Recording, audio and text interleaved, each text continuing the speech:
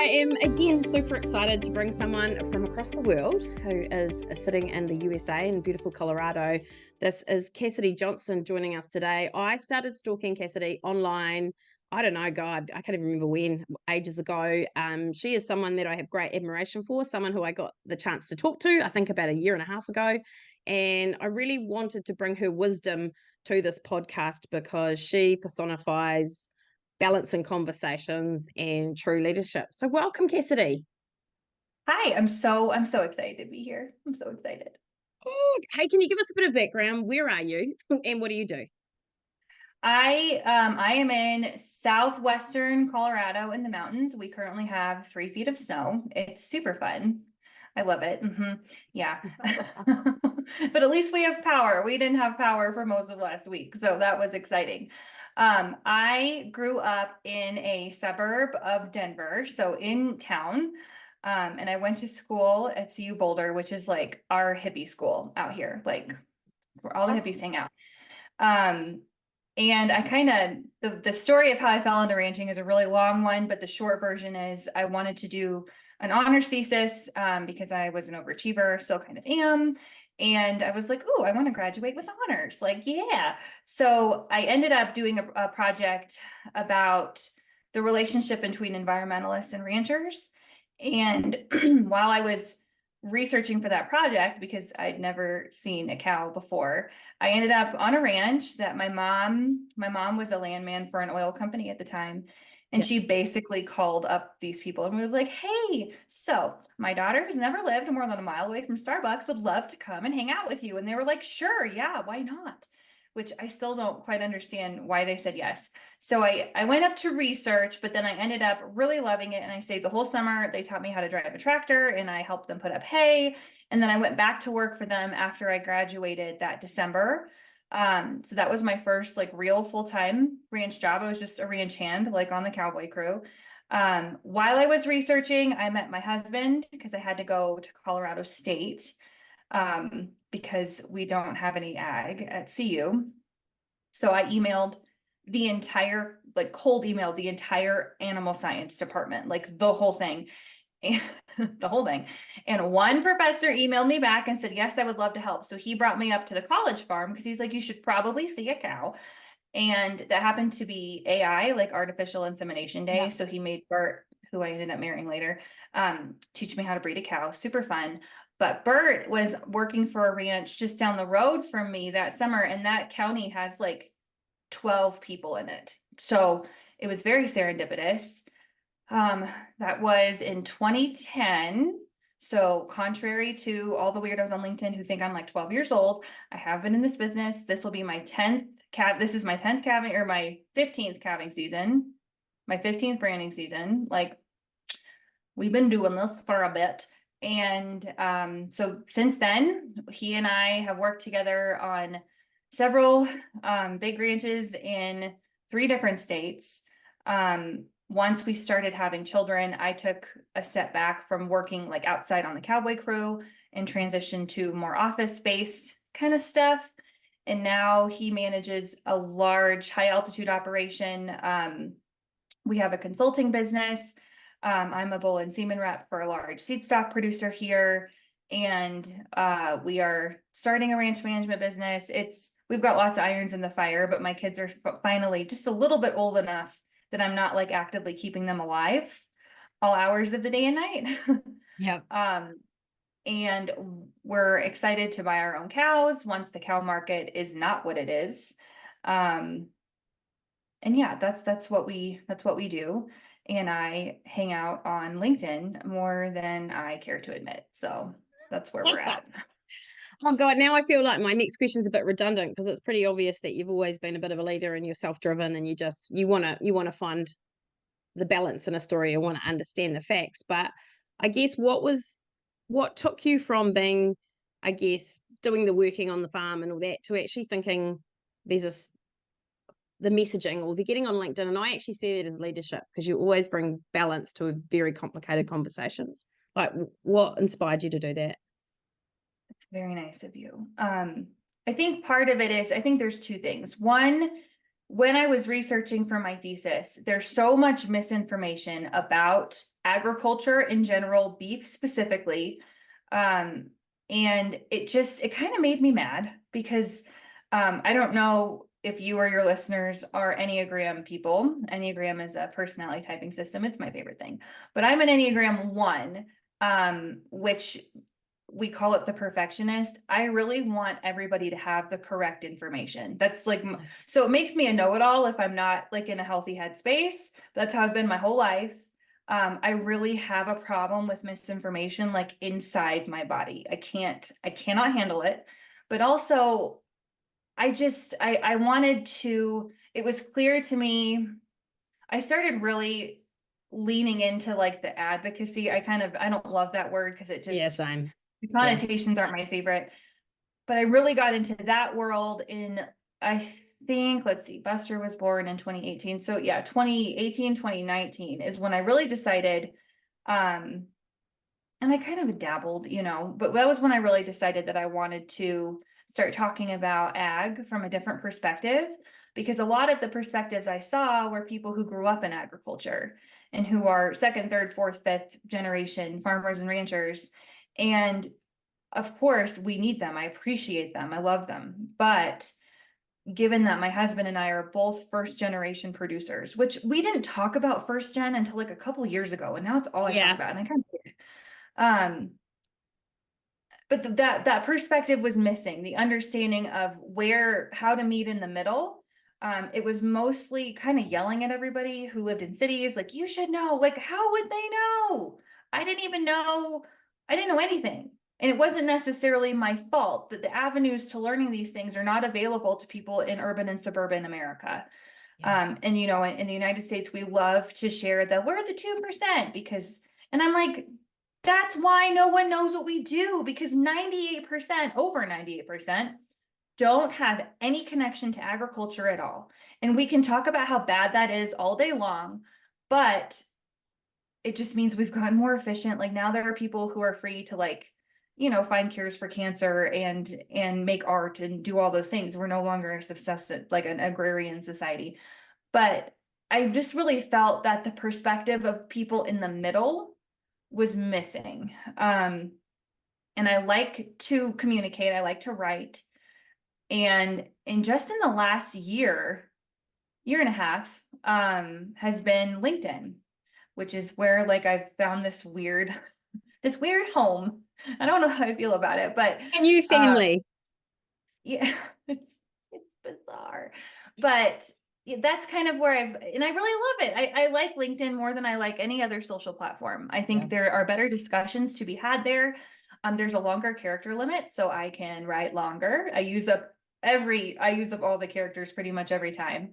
And people there tend to be a little nicer because it's like real people attached to their real jobs. Yeah. And it's a professional platform.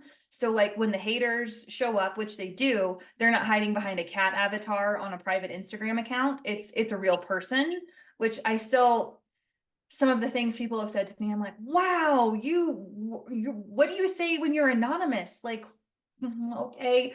But it makes discussion a little more, not polite, but like, it just lends a little bit, a little professional. It's just, we don't go for the jugular quite as fast as we would on TikTok or Instagram. You know what I mean? So Yeah. that makes me glad. And I think there's a little more nuance to be had on LinkedIn.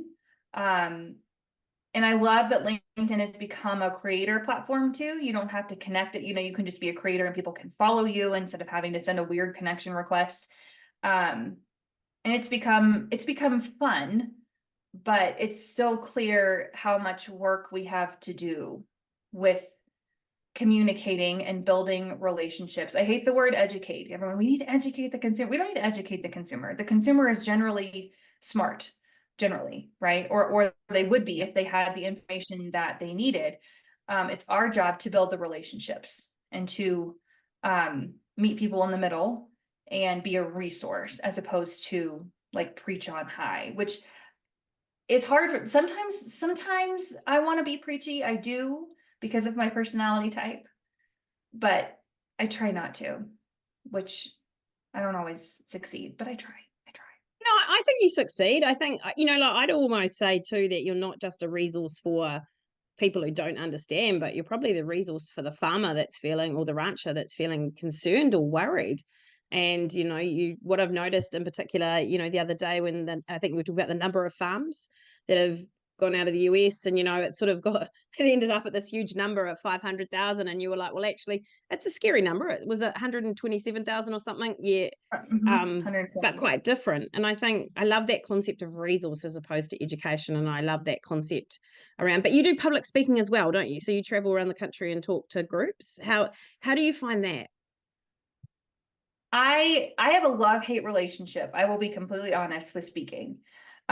Because sometimes I go to a conference and it just feels like everybody's vibing, we're all on the same page.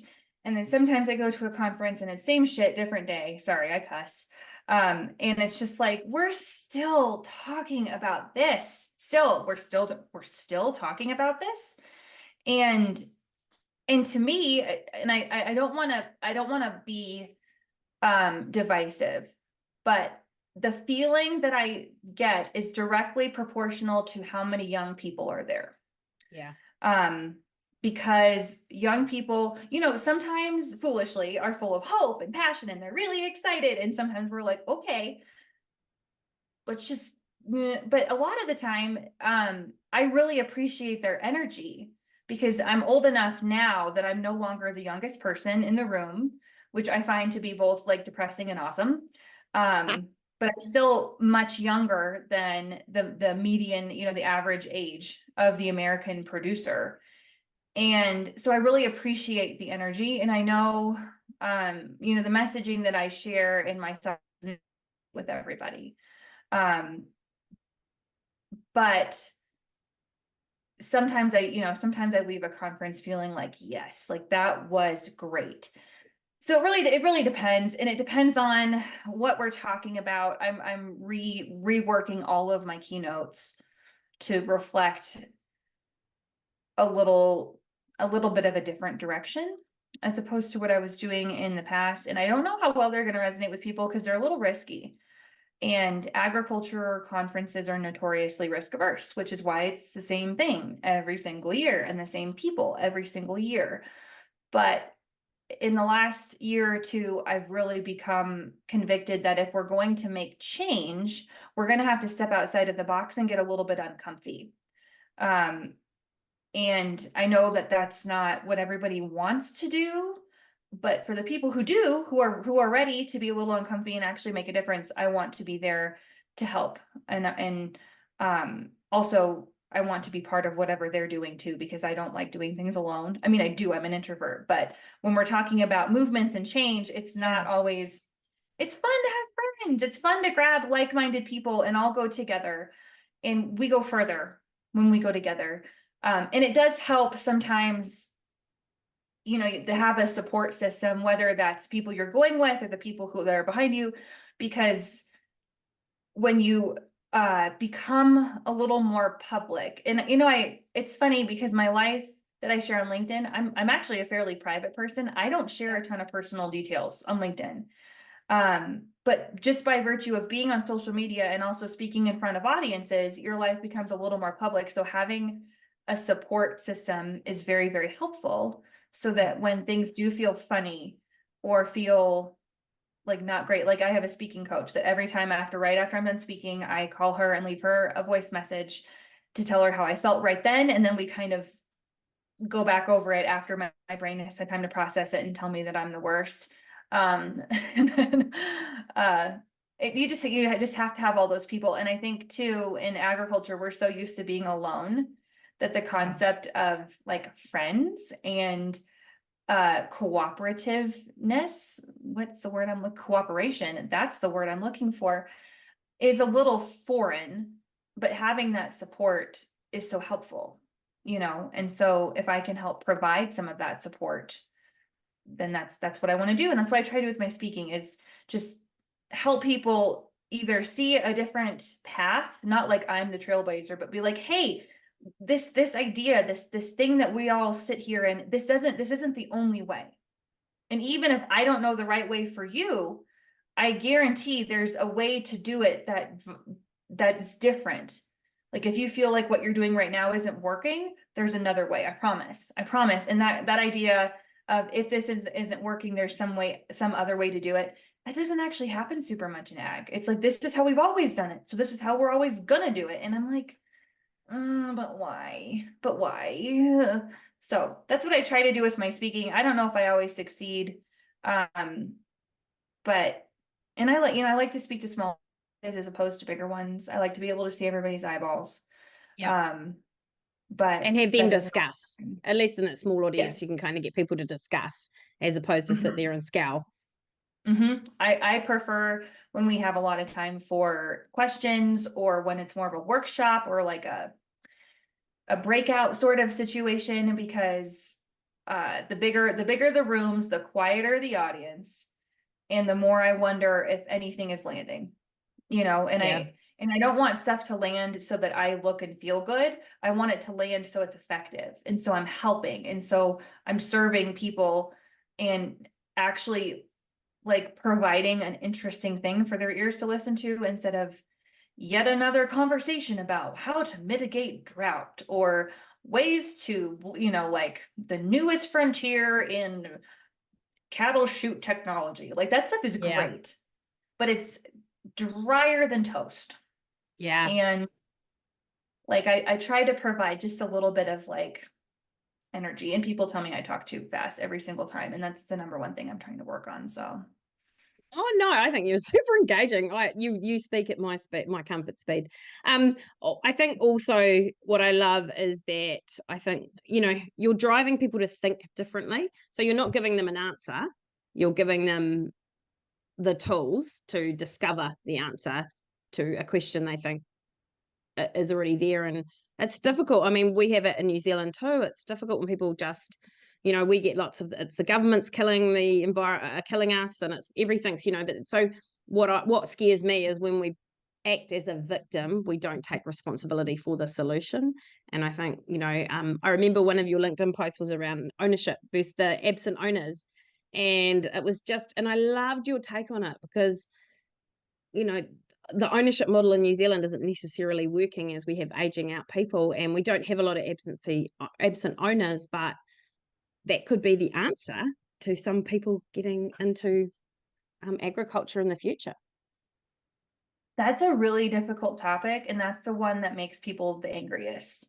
Okay. I'll be perfectly honest. That one, whenever I get whenever my inbox is full of really unkind messages, it's that we don't have to own the land or the cattle to be a rancher. And the word rancher for a lot of people connotates ownership, but what I try to explain is I am a person who sits in the middle. The audience from urban and suburban America doesn't understand cattleman, cowboy. They don't understand that. They understand rancher. A rancher is someone who lives and works on a ranch, which is actually what Merriam-Webster dictionary also says, but who are we to split hairs? So in the United States, I operate very much in the realm of what is real. I can think too of exciting things and dream a little bit, but my feeling is we have to operate in the realm of reality, what is already happening, what is likely to happen in the future, and what are the tools we have to influence these situations. Because a lot of people in the United States, they blame it on the government, they blame it on the packers, they blame it on the developers, they blame it on the rich guys. And I'm like, okay, so what you're doing is passing the buck. You're handing over, you're absolving yourself of any personal responsibility, and you're passing it on to my generation, the next generation, my kids' generation, and cool, nothing's ever going to change. And I can't stand it. So when we talk about absentee ownership in the United States, first of all, absentee ownership is how the American beef business was built. We had tons of investors, mostly from Scotland and England, who made an absolute mint in finance or steel or whatever it was, who said, whew, we are out of space here in the mothership is full. So we're going to go over here to this place where they have millions and millions of acres with, there were people living here, but It's fine. You know, there's a Yeah. little bit of a funny, Yep. a difficult We got that history. too. We all know the difficult history of the white folks coming in and deciding they own stuff. But a lot of the big historic ranches in the United States that still exist were started either by a rich dude who did not live here, or by a first generation person who was like, hey, this land is basically free. I can get cows for also basically free, or literally free if I steal them, right? And then I can make money and it's going to be awesome. Like the J.A. Ranch, John Adair, J.A., he was, I forget what business he was in, but he was Scottish, I think, or British. And Charlie Goodnight, who we have the Goodnight Loving Trail is named after Charlie Goodnight. He was his manager, and people argue with me like, no, he owned it. He owned interest in the cattle, guys. John Adair owned the ranch. Don't argue with me. I looked it up in the Fort Worth, I looked up in the History Museum. The papers are actually really confusing. Or like the King Ranch, which everybody knows the King Ranch. The man who started the King Ranch, the original king, was an indentured servant to a jeweler in Boston, who then became a riverboat captain and ended up in Corpus Christi, Texas, which is where Kingsville ended up being. So we love to be like, oh, first generation, oh, absentee. And it's like, that's how we got here, friends and Aren't neighbors. you? That's how we arrived. That's how this business was built, because we needed the capital and we needed the cowboys. So we had the capital and we had the cowboys, and they got together, and look, poof, the American beef business. So the idea of an absentee owner providing the capital and the cowboys providing the labor is not a new one. And we, you know, I was going to say, I don't want to make anybody mad. I don't care. Americans are notorious for acting like we have this deep history. And of course, everyone in Europe is like, that's cute. Super cute. We have churches older than your whole country by like many magnitudes, you know, many, many times older. And so we're like, you know, I'm a 6th generation rancher. Great. You guys have been around less than 200 years. Cool. Do you want a gold sticker? Like, that's great. That's awesome. My ancestors came over on the Mayflower. Great. Like, what does that do for me? And it's not that I am disdainful of family ranchers. I'm not. We need them. But there are a lot of family ranchers who, you know, the grandparents, the great grandparents were the ones with the drive to make this work, and they've inherited it, but they haven't necessarily always inherited the desire to keep growing and learning. Yeah. And to keep experimenting and to keep trying and seeing what's new. And so the absentee owner model does 2 things.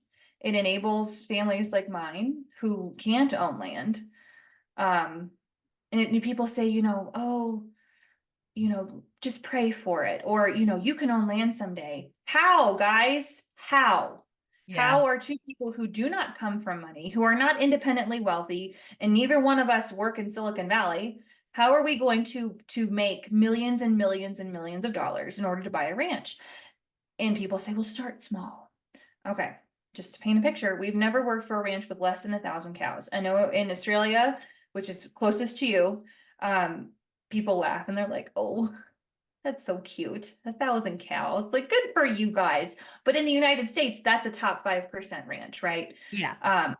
Large acreages, again, Australians are laughing. But for the United States, we work on big ranches. We like big ranching. It's what we do. So to me, buying a few hundred acres and 20 cows, that's not what I want. And I have nothing wrong with that. That's great.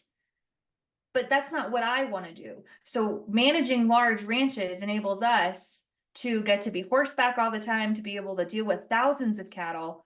I get to make really fun breeding decisions. I'm about to go buy 10 more bulls this weekend because we need 10 more. Like it's fun. So we have these ranch owners who are providing opportunities for us to work. The other great thing about outside investment is that we get to keep this land in ag. And that's the big thing, because so much ag land every year is lost to development in the United States. So this is one of those things where we have to choose. Do we want to keep ranching in this like feudal system where only if you're born into it, you're the real rancher? You have to be born in or marry in, which then you're still not really a rancher, you married in, and continue to be isolationist. You know, we're holding on to this so tight, we're going to strangle it. You know, it's like a kid with a kitten. Like, Yeah. let it go a little bit, let it breathe. Because if we do that, we're going to make it easier for developers and people whose interests are not in keeping the land in agriculture to buy it. So I'm like, what's worse? If somebody rich is gonna buy it, do we want to keep it in ag? And then I remind people, if you're selling your ranch, you could sell it to your neighbor. You could sell it to me. Yep. You could sell it to somebody, or let them, you know, have a lease to own, or put it in a trust. But you don't. We don't like to own up to our own greediness in this business. Because when for instance, the Mormon church here owns a ton of land.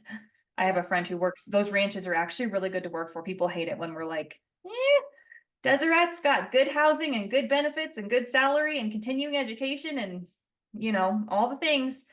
I have a friend who works for one of their ranches, and she and her husband are trying to buy their own ranch, and everybody in their area complains, well, the Mormons buy all the land. And she's like, but when your ranch came up for sale, you wouldn't sell to me and my husband. So you can't have it both ways. And we want to have it both ways. But what having it both ways does means we don't actually make any change. We never actually move. We don't figure out the solution to the problem. We can't even agree on the problem. And that doesn't interest me. It doesn't interest me to sit here and complain and hand off the blame or the responsibility to somebody else. And you know, my kind of tagline that I say pretty much every time I speak is, if we as agriculturalists, as farmers and ranchers, want to have a future that we are proud of, that we have ownership of, maybe not necessarily literally, right? But figuratively, that we like the direction we're going in, we have to get involved. No one's coming to save us. You know, no one is like, oh gosh, you know, we better help the ranchers. And some people are like, how can I help? What can I do? I do want to help, you know, change the food system. But can you imagine? I know you can imagine, but dear listener, can you imagine if instead of, oh, the government, oh, the man, oh, the rich guy, oh, the Packers, oh, the county, oh, the blah, blah, blah. Instead of saying that, if we said, guys, here's what I need. I have this plan. Here's, you know, our ranch, we're doing this. I want to try something new, or I need help with this thing. I need this. I want to change this. I see this problem and I want to find a solution. Like, be active. Take ownership over your own future. And a lot of the time people will say, when I'm like, absentee-ownerism, guys, it's not that bad. Like, is it my favorite? No. But much like the American political system, we have to choose between the least bad option. Like, you know, if we weren't laughing, we'd be crying. So instead of sitting on our hands, I always ask people, ask yourselves, what is mine to do? Because every single person can do something. And I will tell you, a lot of the time, I feel like I'm not doing enough, because I don't provide solutions. You're right. And that actually bugs people, that I talk about these really big topics that are often really difficult, and I don't provide solutions. But the nature of agriculture is that the solution that I see may not work for you, or it may not be an option. But you're right. What I want people to think of is, what are the possibilities that are feasible? Because we love to say, well, if only the consumer would care about American beef, if only the government. I don't have room for if only. Yeah. Like, I don't have time for that. We don't have time for that. Not like this situation is dire and we're all going to die, But like, if you base your whole future and business model on if only the consumer, well, Yeah. that's a great way to go out of business. And we see that a lot in the niche, like regenerative, Yeah. direct to consumer, not knocking any of that. I love it. I love all different kinds. I love the concept of fewer inputs in stronger regional food systems and decentralizing all parts of it. I love that. But you can't base a whole system on consumers are going to care enough about the nutrient density of their food to pay 4 times as much per pound for beef. Yep. Nope. Nope. Like, that's not how economics works. That's not how consumer behavior works. And so, that's why I say I operate in the realm of reality of what is possible. It's not possible to tell Bill Gates to stop buying land. By the way, Bill Gates owns a minuscule percentage of the total America. So do the Chinese. We love to talk about the Chinese. Oh, They yeah, we do own, too. Yeah, we do too. And it's right, actually the British and Americans over here. Yeah. right. And here's the Canadians and the Dutch with their dairies. Damn it. The damn dairies. All these people from the Netherlands here speaking Dutch. Like, come on. Like, the reason that they're here is because in the Netherlands, they put a cap on how many cows you can own and how much land you can have and how much you can expand. So they come here. This is actually great, guys. The Dutch do a great job at dairies, and I don't want to be a dairy farmer, so I'm happy they're here. Like, Yeah. in the idea that, in the United States, we operate with such a scarcity mindset. If I succeed, then I'm taking something away from you. When really it's like rising tides, guys. I know most of us are landlocked in corn states, okay? But rising tides lift all boats. The avalanche knocks everything out. Like, we're all in this together. As trite as that sounds, and sometimes I want to look at people and say, rising tides lift all boats, and you are dead weight. Yeah. So either start pulling, start swimming, or just bail out. If we're going to keep with the boat metaphor, like, you're not helping, and we all need to help, which isn't to say we should all take to the internet, because I hate the share your story. It drives me nuts. We don't need Yep. it. Same. Yep. Not everybody needs to share their story, I promise. But can you get funding through the USDA, I think, to have an intern? Can you do that? Can you offer an internship for a kid this summer who's never worked for a ranch? Can you do some local work with your local ag in the classroom? I'm on the board of ours. We're always looking for people to go into classrooms or to do tours. Can you donate to our beef sticks for backpacks programs? Can you work with your local legislature? Are you involved in your local commodity group? Are you in touch with your commissioners? Like, what are you doing and what can you do? Are you, when your county zoning board gets together and starts looking at what's next for development, can you show up even though it's not your land? Yeah. Like, can you do something that changes the whole future? Can you decide you're going to be one of the very small percentage of farm and ranch families who have a succession plan, like a real one? That's another thing I talk about that really pisses people off. Because I'm not a family rancher and I'm not a succession planner, so I know nothing about any of that, right? And like, what can you do? Yeah. Everybody can do something. And this like pretend helplessness. Yep. Or the constant complaining, the constant, like, somebody does step up at a meeting and they say something great, like yourself will step up, and then there'll be someone on Facebook or something going, oh yeah, there was a person that's not at the meeting and they said this, but they're not prepared to stand up, but they're prepared to kick down anyone who is prepared to stand up. And I think that's where I get quite frustrated. And further to your point around not having the solution, but then everyone complains that they don't want a prescription. And then they complain that you're not giving them a solution, but you can't, because every problem or every ranch will have, and like here, every farm has an independent set of circumstances that requires critical thinking to define their own solution. And that's what I think you drive. Well, you certainly do it. Me is drive critical thinking. I'm so happy because my husband and I had a conversation this morning. Like, it's critical thinking dead? Is it just, has it gone the way of the dodo? Because sometimes I get some really wacky comments on my posts, and I'm like I had people yelling at me about the USDA statistics on that post that I shared. Like, here are the real stats. Like, oh, I read all I saw, all I need to know was USDA. And I'm like, where are we supposed to be getting demographics that in, like, can we please stop conflating me using USDA statistics with, oh my gosh, I love the government. I love it. I love everything they do. They're totally on our side. Like, no, I just use their demographic statistics. Like, come on, guys. And my I have a trainer because I can't take care of myself, and she's like a tattooed badass. Yeah. And she always reminds me, she also happens to work for Greeley Hat Works, which is a really big company here. And so she goes to all the trade shows. So if I'm speaking at the same trade show, I go to her booth and she hypes me up before I speak. And she always reminds me, you will never ever be criticized by someone doing more than you. You never will.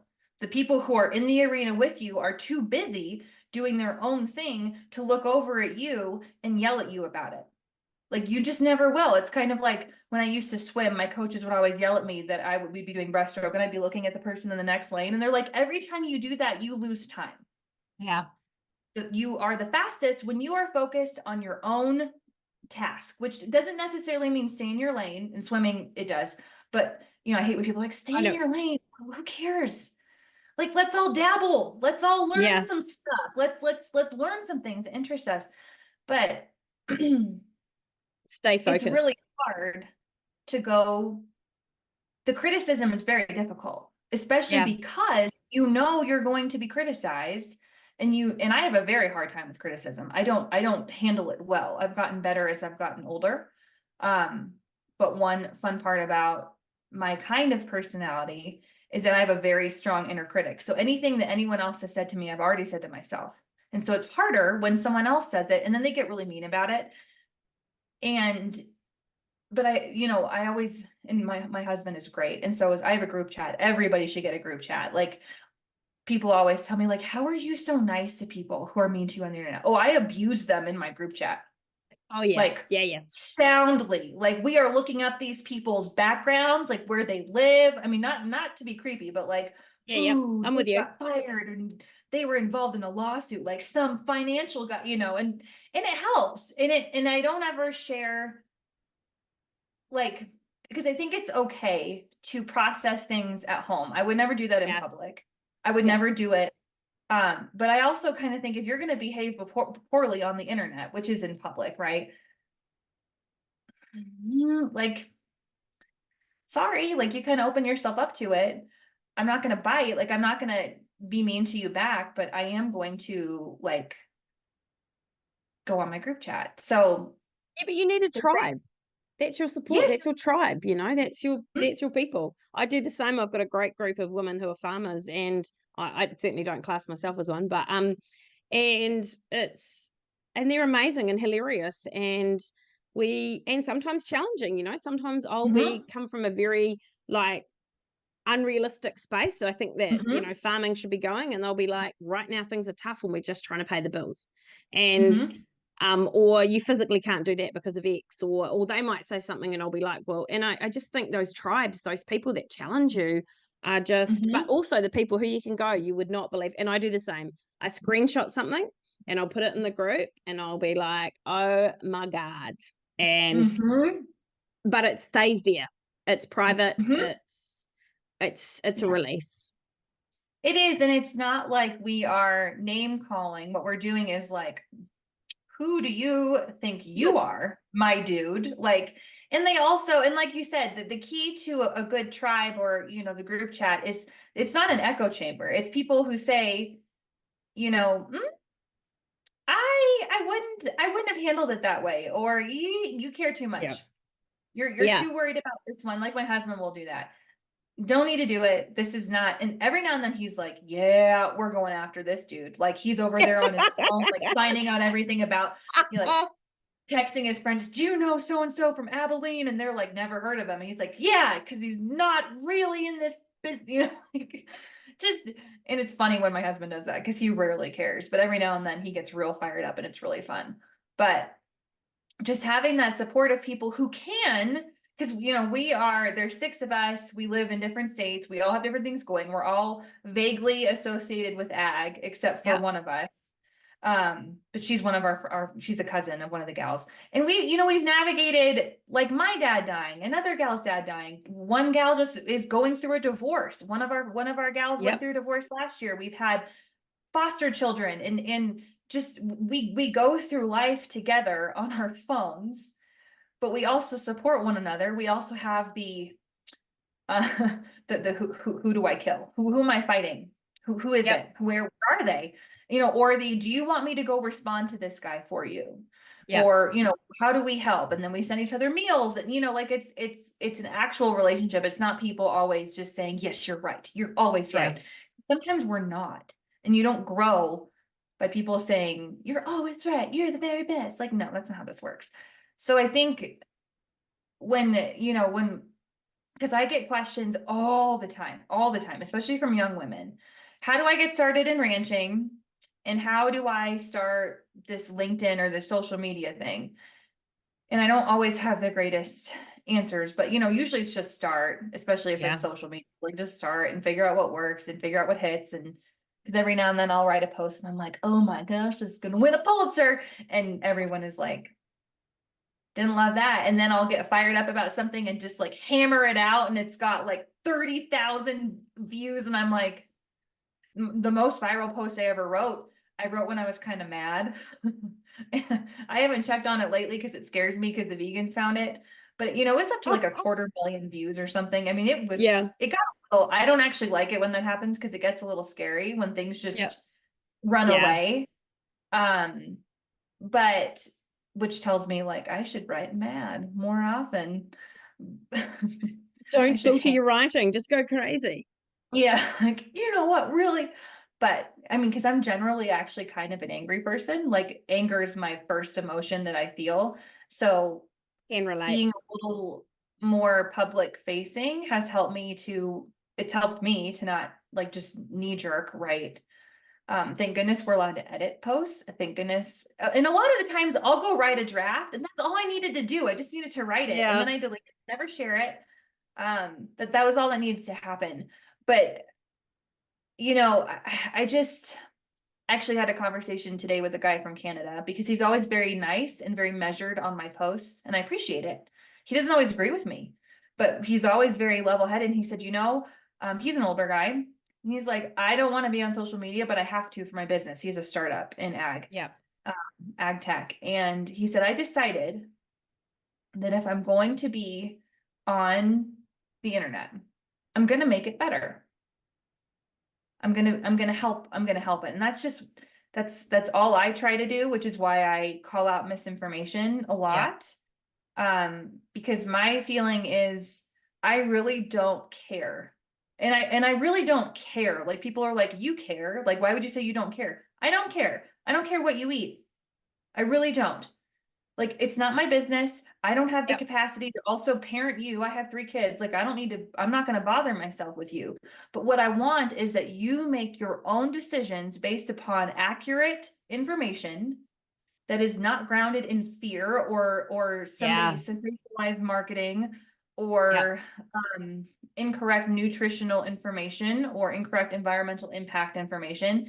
And if given the body of true information, you choose not to eat beef, fantastic. That's fine. That's fine. I hope you make sure you're getting your protein. Like, that's all we need.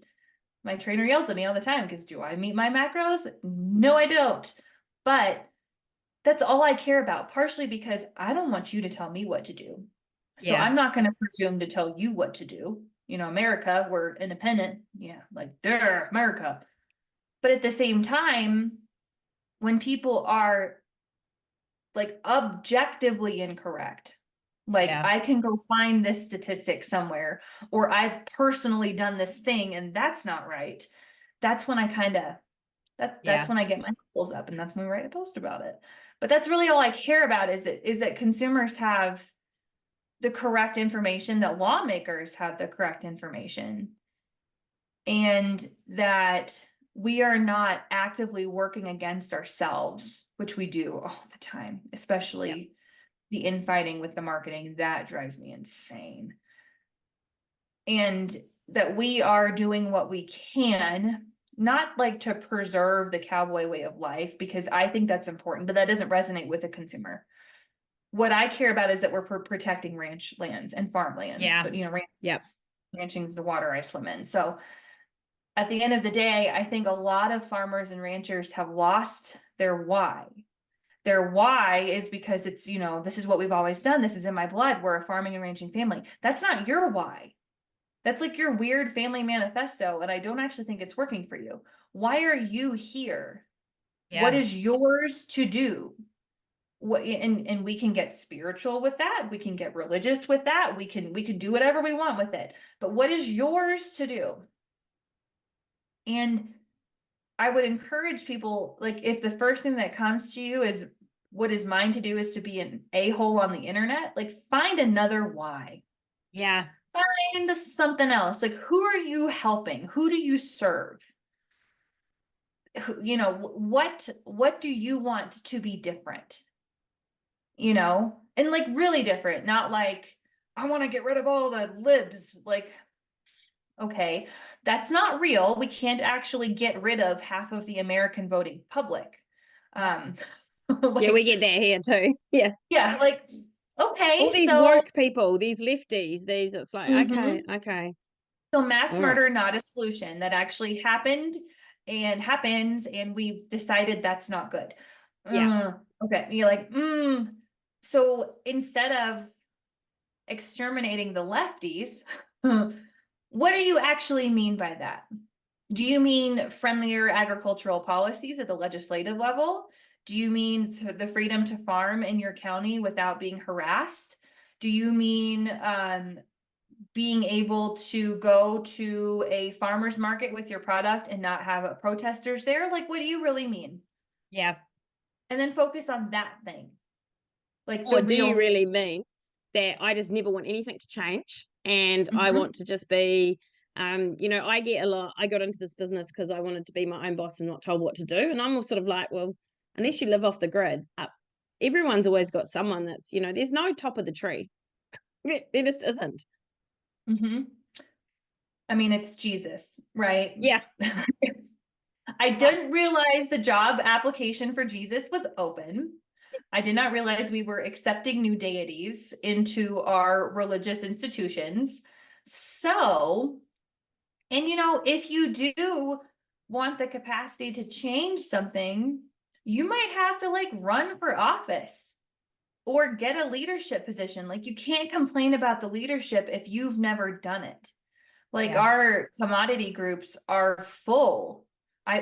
So when we moved, I was part of our local conservation district and our local cattlemen's group. I haven't gone back because I'm like, we're not changing anything, and I don't want to drive to town 2 nights a month. Like, I just don't want to.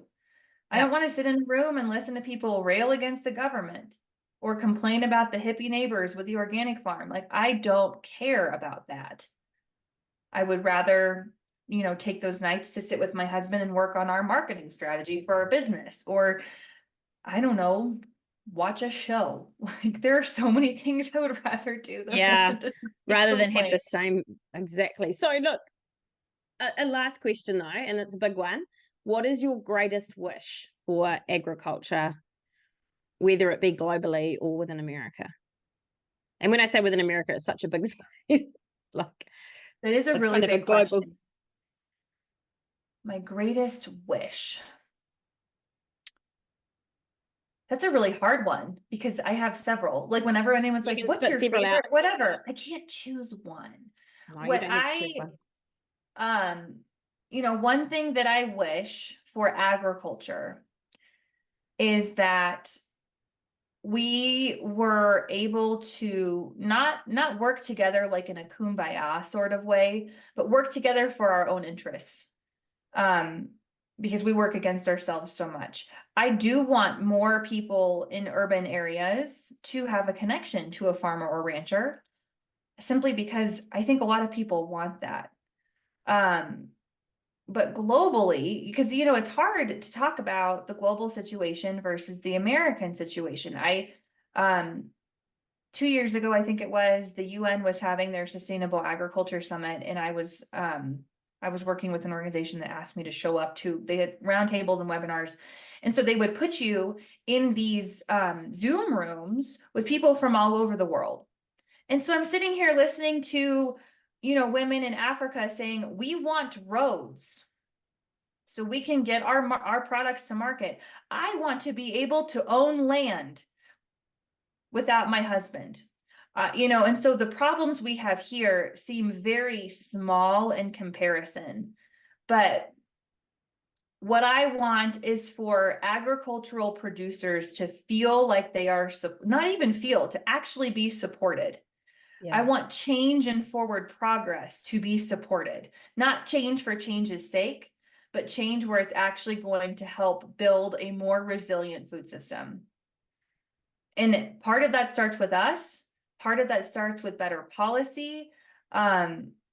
Like Bert and I were talking about today, I think we have all of the tools we need to build a really resilient global food system. We just need to get the money and the resources in the hands of the people who are already doing the work. I don't think we need new disruptive solutions. I think we have them. Yep, I but agree. I think those people aren't getting what they need. And so I think my hope for ag is that everybody has what they need, grammar, that everybody has what they need to move forward in a way that ensures the business for whoever is coming next, and to focus on the next generation, whether literally, like raising up the next generation, or figuratively, how do we make policy that safeguards the future of this? But this is a very long answer, but it's a very complex question. Because right now I think a lot of people feel helpless, and I think some of that is learned, some of that is ingrained, and some of that is because it's very hard to make a living in agriculture. And I want the system that makes people feel trapped to change. Because I think the system does work against us a lot. Like when people say, why are the farmers protesting in Europe? Because years and years of poor government policy, taking more and more and more of their dollars and then putting all the responsibility for further improvements in their lap. That's why. It's not because of the anti-meat lobby, or, it's because we are at a breaking point in a lot of our food systems, not like in a dire way, but in a, hey, there are some major opportunities here. So my hope is that we can see these opportunities and take advantage of them before it's too late, and get the resources where they need to go, because there's enough money. There's enough intelligence. There's enough. There's more than enough. We just have to get, it's kind of like, we don't need to grow more food. We need to harvest the food we already have and get it in the hands of people who need it. And stop wasting it. We need to stop wasting it. And I mean, we need to stop wasting so many things, but I don't think we need new and exciting. We need innovation. That's different from new and exciting. We don't need disruption. We need to invest in the opportunities and the people who are actually willing to make the change, who are willing to be the leaders, so that everyone else who is too risk averse, I shouldn't say too risk averse, who is unable to take on that risk for whatever reason, because sometimes it truly is, I cannot take on additional risk. I can't. Or my grandpa or my dad won't let me, for some reason I am unable to. So what I hope is that the opportunities have the resources allocated to them, and the resources including the people who are willing to be on the forefront of change, because that's a scary place to be. It's real uncomfy to be the first guy in the arena. So I hope we can support those people who are willing to be the first ones in the arena, because right now we do not. And it's a lot of the time it's young people, it's new people, it's different perspectives. It's, it takes all kinds of kinds. So how do we actually make that happen? I don't know. I think there's a lot of answers to that, but by asking that question, you ensure that the focus is in the right place. I hope so. I was thinking today, I really wish I could, I could do more. I can do more, but I don't know what to do. I Yeah. don't know how I could, like, there's so many things I want to do, but also so many things that are resource intensive. And I don't want to be like a startup founder that, nope, don't want to do it. So I'm thinking like, what is mine to do? Why am I here? I'm here for more than just talking on LinkedIn. Yeah. What are my hands supposed to be doing? And like I said, my youngest is 4.5, so my brain is now functioning a little more completely than it has for the last 9 years, because my oldest is 9. So now it's like, what's next? I don't know. I'm not sure, but Hoping something. what's next is getting you down under here to New Zealand and Australia, because I think you would, I would love to get your energy. And I think there's some power in having someone that we can relate to that lives somewhere else. And there's nothing you've said today I don't think would not resonate with any farmer in any part of the world. And I think that it is my goal and my drive to get you here. Of course, my drive is also to get to you, because I want to come and ride a horse on a ranch. But it's yeah, I think that you would be an incredible breath of fresh air and inspiration here, because I think what you're doing is inspiring other people to be at the forefront. You're reassuring them that you're not on your own, and you're not the person dancing at the front of the festival by yourself. There's actually 6 of us up there with you, and eventually we'll have the whole crowd here. We just have to take time. Yes, I would. I mean, it's a bucket list. I really want to come to Australia, New Zealand. I love the vibes. You guys have the best vibes. And I know Bluey is Australian, not New Zealand, but we're very into Bluey in my house. We've changed all of our Alexa speakers to have Australian accents. Ah, Because we're those people. But I have friends that live there, and I appreciate how Australians and New Zealanders are so about the agriculture industry compared to people in the United States. We're pretty precious, and sometimes that hurts us. yeah, That's not to say we shouldn't respect tradition, because we should, but we are precious to the point of isolationism. yeah, And I like the very dry, business-like, just kind of, well, let's just do it approach that I get from lots of people down under. And I want my kids really want to go. We've decided we really want to go when Kirby's old enough to withstand the flight.